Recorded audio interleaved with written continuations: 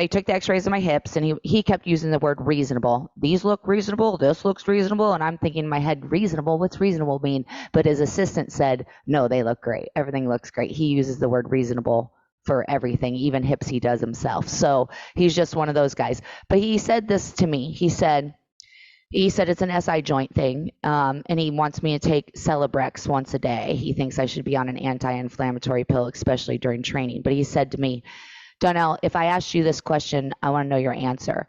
If you have to have a hip replacement in 15 years, but yet you get to do everything you want to do without any restrictions, or if you have to have a replacement in 25 years and you restrict your life and you don't run your half marathons and you don't do your classes and you get a different job, but you go 25 years before your next hip replacement, which one would you choose? And I said the 15-year mark, right? I'd rather do all that I can and use the hips for 15 great years and have to do it again than to get 10 more years down the road by doing not living young, right? Living the life I want to live. So that's my answer. That's a great answer, because you don't know what's going to happen in 15 years. You don't know where you're going to be. You don't know. Nobody has any crystal balls. And so why wouldn't you do what makes you happy? Mm-hmm.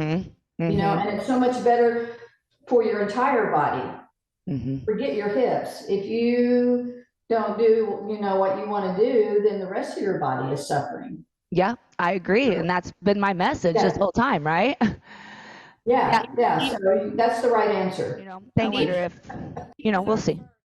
We'll see what happens. I feel like my inflammation is going to calm down right now that I know that it's not my hips, right? That I didn't do anything bad to my hip. So a lot of this is about, to me, is calming our nervous system. And that's like a lot of things that I like to do with this movement. I want the movement to challenge us. I want it to break a sweat. But while I finish, we start the class, let's get our muscles warmed up. Release, pump, release. Actually, before you do that, external rotation. Close your hands. Bodybuilder, slow motion release. Bodybuilder, slow motion release. Okay, so you're going to do this 8 more times while I talk to you.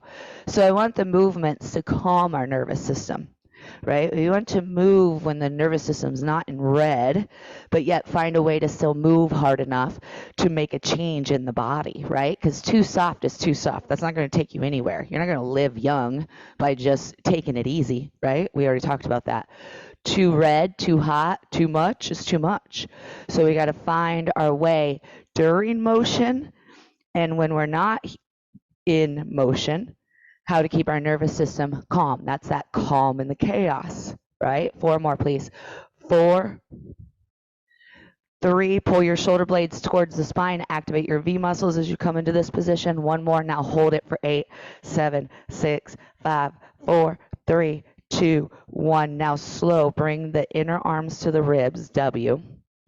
Pull the shoulders forward, internal rotation, elbows out, hands forward. Look at your fingertips and push the heels of your hands into one another. Activate the muscles in your chest, the front of your shoulders, your back of your arms, your armpits. Feel your armpits. And now slow, release the pressure and begin to stand. Lift the center of your chest. Draw the shoulder blades together, lengthen your lines, and hold. I'm going to put our